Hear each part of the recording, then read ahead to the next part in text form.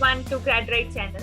And we all know that study abroad journey is full of confusions, doubts, and different queries like which exam should we give, how should we prepare, how should we apply for different universities, be it how to write a perfect SOP, and a lot more things.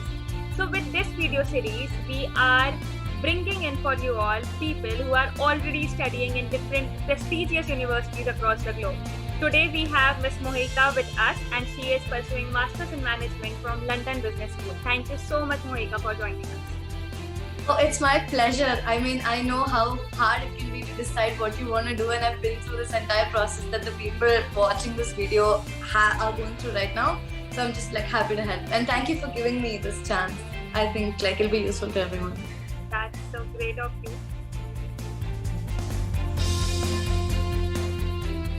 So Mohika, like we would like to know from your itself, yourself, that tell us more about you and how this journey began. That when did you decided that you want to study abroad, and what tension you faced, what problems and obstacles you faced, and how you conquered it. Okay, so I did my undergrad in computer science engineering from VIT Chennai, and like I guess while pursuing my undergrad as well, I had this idea, okay, yeah, maybe I want to do management, because like you know how engineering students are. You join engineering and you then figure out what you want to do for the rest of your life. Like very less people stick to actually what they studied in college. So probably in like second year, I was like, yeah, maybe I should do like a management degree, or like because honestly, for me personally, I didn't want to spend a lot of time like behind a desk on a computer, which is what I felt at that point. Now I realize that a lot of management also happens behind a desk on a computer. So I mean, yeah. So at that point, so I started researching about like master's degrees. I first thought like, I'll crack the CAT exam, I'll go to IIM, ABC and all that. So I actually started like, planning for CAT, and like, because even though I had this slight idea that I wanted to go abroad, I didn't know about the MIM, or I didn't know, I thought, okay, like, there's MBA programs abroad, which requires like, 1,000 years of work experience. I was like, no, let me just like, I'll stick to India for now. And I was like, I told my parents also that I'm going to prepare for CAT, I'm going to do this, that. So they were like, yeah, fine. And then I guess in my third year, when you actually were supposed to start preparing for CAT, we had this session by, I think, Byju's, I'm not really sure, like some career counseling kind of session. And there, the person who was giving the speech, they came and they were like, everybody, a lot of you might want to do MBAs in the future. And then we were like, yes. And then they were like, but do you know of the MIM? And then we were like, no, I mean, what is that? And then they said, yeah, a lot of people like, might be unaware. There's this degree called Masters in Management. It is essentially an MBA, but for freshers. So, and then we were like, okay, never heard of this before. So and then he told us a bit about it and told us all the good universities. And then a bunch of us, like from my undergrad, who wanted to actually like, it sounded interesting to us. We researched on it, and then like, we had this entire process of like, MBA versus MIM and this and that. And then finally I decided to like pursue it towards the end of third year. And yeah, I'm here. That's an amazing like journey, and of course, I guess many people will relate to you, because of course we Indian students are like, always thinking that, okay, now what we have to do, what else we can do, and different options. Exactly. Go to. So this is a very relatable story, be it any field. Now, when you finally decided that, okay, you want to do MIM, now of course the obstacles don't finish here. So your now confusion about which exam to give and different things. Now let us know more about that. Okay, right. So once I decided that I'm going to do the MIM, that choice was not easy. I think we'll get to that a little bit later. So once, so the first thing I did was like, go to like QS rankings, FT rankings, which is the best like colleges, like list of top schools for the MIM. In like LBS, we call it a MIM, like, because MIM is too much. So it's like MIM. So I went to all these sites, and then like, general, I opened like HEC Paris, LBS, a lot of other things. And I was like, okay, requirements, entry requirements, nothing. So mostly it was just GRE or GMAT. And some places I think require like IELTS or like TOEFL or something, but LBS did not need that. So I mean, I didn't start preparing for it. I started preparing for GMAT because GRE was a bit difficult for me because there's a lot of like, you know, you have to buy hard some complex words and like figure out what they mean. I'm like, no, I'll just like do GMAT. And then there were a lot of other entry requirements as well. So while deciding which exam to give, the two basic options were either GRE or GMAT. And I think HEC Paris one school accepted the results of the CAT exam, but then it had to be like super high. And I figured out, you know what, like getting a good score in GRE or GMAT is much easier than getting a good score on the CAT exam, because the CAT exam is like percentile. It's like a competition, and like, you know, even if you get like a really high score, you might just end up in like, you know, 85th percentile. But then for GMAT and GRE, it's like your score is your own. You get something out of like, you get 700 something out of 800, or in GRE I think it's 340. I'm not really sure. So it's not like even if you get a good score, you will be like way below the others. If you get a good score, it's a good. That's it. Like there's no, like, you don't know the other people who are competing. So I mean, I thought it was like much more like easy to get a good percentile and a good mark on that. So I went with the GMAT. Yeah. Okay, so like you prepared for a GMAT and like there was no English proficiency test? For LBS, they don't need it. They just need, like, you know, when you get a certificate from your undergrad saying that your degree was like conducted in English, so that's fine. They don't need, but I think some other schools do require IELTS or TOEFL, but I didn't have to. Or, thank God, I didn't have to like do it because I got the admit earlier. You know, thinking that okay, now I have to do. So how much time you have to dedicate, and what right. Like self-study was it, or you wanted a coach proper like? So I did GMAT on my own. So okay, before I go into the details, I just want to share that everybody has different strengths and weaknesses when it comes to like an exam such as GMAT, because like it's not math and English. There's a lot of different categories. Within math, there is like, you know, probability, something. Within the verbal also, there are a lot of categories. So different people might have different strengths and weaknesses. So just because you like, you know, watch this video and you're like, Mohika did this, I'm also going to do it, not going to work for you. You have to figure out your idea. If you need, you know, coach or like a tutor, like that's up. I mean, there's no shame in that. Like, you know, some people need help and some people don't. Some people take 6 months to prepare. I took like a month and a half or 2 months. That's also because like my undergrad was in engineering and there was a lot of math involved. And also I had started preparing for CAT exam. So I had a lot of like math training for the CAT exam. The verbal is very different. Math is comparable, not similar, but comparable. So I didn't take a lot of time for the quants preparation in GMAT. Verbal did take time. Verbal is difficult. So I took 1.5 months. And again, some people take 3 months, 6 months, like whatever, like, you know, don't think that you might be able to get it done in a month. You might need extra work, or you might get it done in 2 weeks. It totally depends on you. So I prepared on my own because there's this website called GMAT Club. They have a lot of these resources, and then the official guides for GMAT, you can download them from the internet. I used all that to prepare for myself because, again, as I said, the quants part seemed like manageable.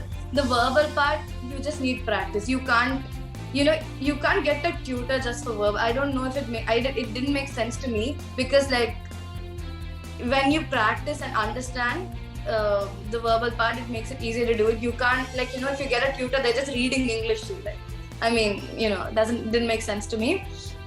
And yeah, I used all of these online resources. When you're using the OG is the official guides, try to get the latest one, as in like if you're giving the exam in 2022, try to get 2021 or 2020, I don't know like how many versions are there, and practice from there. I also, and one thing that I would advise is do a lot of mock tests, because you think you know something, but then, I mean, you just might know it. But then when you have to, like, you know, give an exam for 3 hours and keep your brain active for 3 hours, that takes a lot of practice. My first mock exams were horrible because after 1 hour, I was like, I can't do this anymore.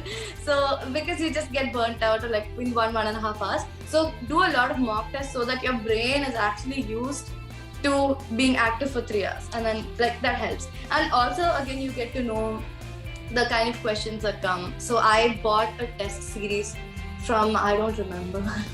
I think there are a lot of test series available, and some people you can purchase like their material plus tests, so just the tests. So I bought like the test series. I think it was Kaplan. Yeah, I think it was. Yeah. So the mock test really helped me. Now coming to the like third stage of confusion is, I guess the basic confusion happens is, will our college CGPA or GPA affect in our application process, or do we need a very high GMAT score? And then there are many other confusions like, should we take education loans, how will be our visa application process, and different things. So give us an insight about that part of your journey too.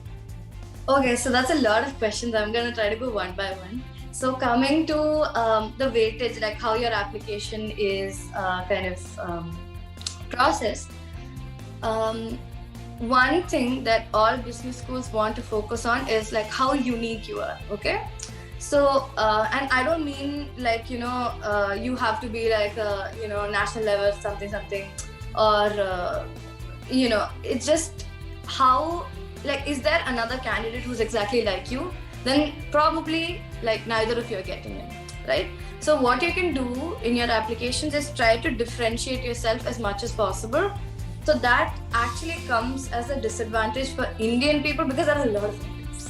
I mean, there are like billions of us. So if I did something and I think I'm unique, probably there's somebody else who did something similar, right? So that becomes as a weakness. So try to keep your profile as unique as possible. Take up crazy hobbies, like, go join the crazy clubs. It doesn't matter. So the weightage for GMAT, particularly GRE or GMAT, in LBS and all these other management schools, you don't just find, like, unlike the Indian IIMs and stuff, you don't find like, half of the people are from engineering, the other half has a business degree, the other half has done chartered accountancy. It's not like that. There's a huge mix of people. The guy who was sitting next to me, he was in the army, okay? Like, he didn't have like, and then some other dude, he studied history. So there's a lot of like mix of people that you get to interact with.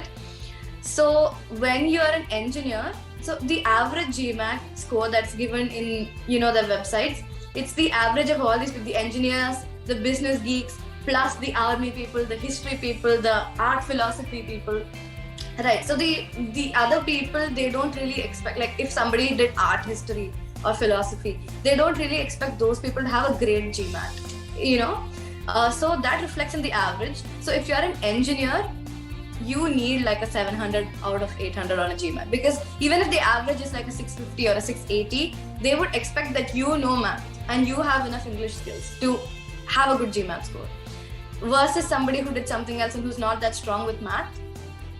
So always try to keep your GMAT like 20 points above the average if you're an engineer. If you're doing, like, if you're an art history major, good for you, man. Like, get like try to maintain, like, be in the average score, you'll be fine.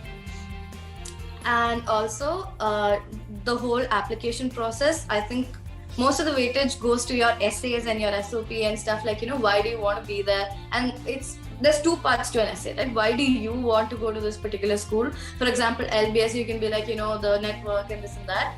But also the other part is, why should we take you? I mean, thousands of people, maybe millions of people, not millions, thousands of people are applying. So what you have to show something in your essays that makes them, I think they are unique. I think, like, they've done some crazy things, or they've done some admirable things. Let's just, like, I think they will be a good addition to the rest of our cohort, who is also, like, from their own respective countries, they have done like a variety of things, right? So in your essays, try to be unique, just be unique. Then comes your GMAT or GRE score, which depends on like your undergrad and like, Then probably your recommendation letters also, I would recommend that rather than getting it from the dean whom you've met like once in your life, try to get it from somebody who has known you for years. because that seems more believable to the adcom. Like if the dean says, she is a good student, I met her once during this, they know for a fact that the dean doesn't know you well. Versus some of your faculty who has been like your faculty for 3 years, or maybe you work with them for fests for like a year. So when they write the recommendation letter, it is obvious, like you can understand how long they've known. So the adcom is most likely to believe the recommendation of somebody who's known you for a long period of time. I mean, what if they met you once and you were at your best behavior at that time? Like that doesn't tell the adcom anything. Versus somebody like, one part of the recommendations for LBS also includes like what did you think was a weakness in the candidate and like how did they overcome this. So you can't ask somebody you've met once to write that for you. Right, so it has to be genuine. I mean, you can add a little bit of like, masala, but still, like mostly it has to be genuine. It has to be lived experience of somebody. So try to get it from someone that knows you really well, even if it's not the the head of the college or whatever. I think that's it. Like that is the whole admission process. Also, in terms of like funding, dude, I think you won't have like a really hard time getting loans to go to LBS because it's LBS. I thankfully did not have to get a loan from like an official bank. My like family borrowed from relatives, and because everybody knew it probably would be like a good investment.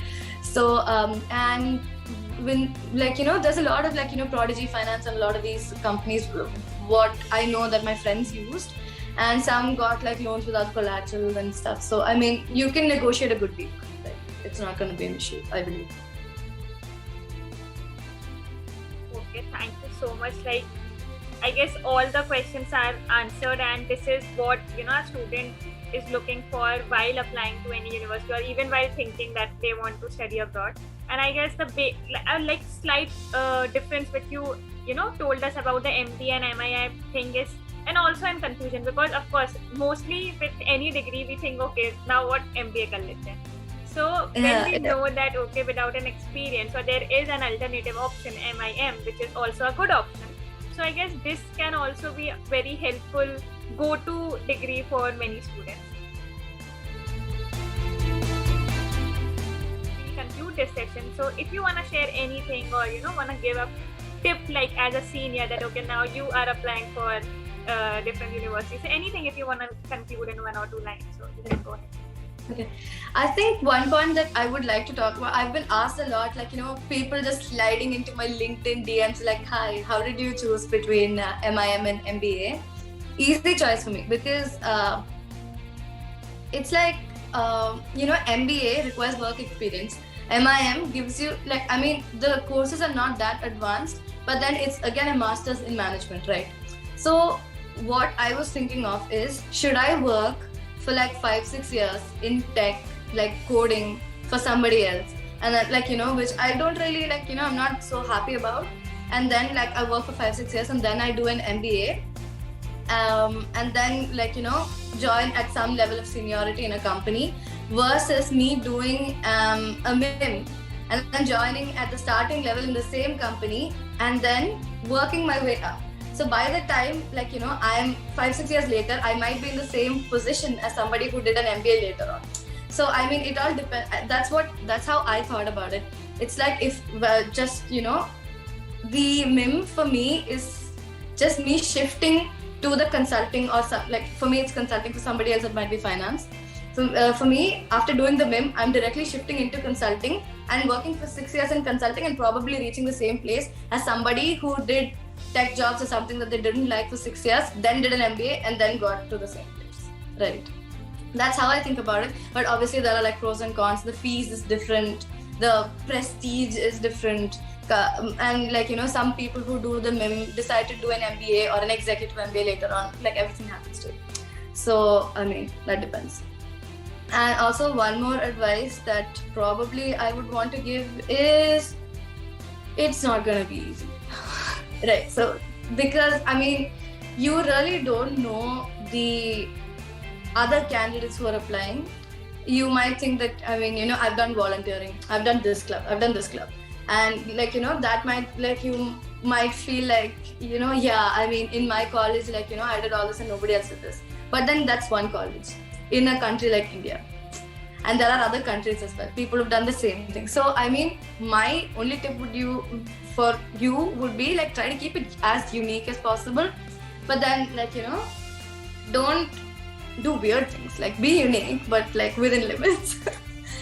Yeah. So, yeah, I think that's it. That was like an amazing advice, and I would say an amazing conclusion too.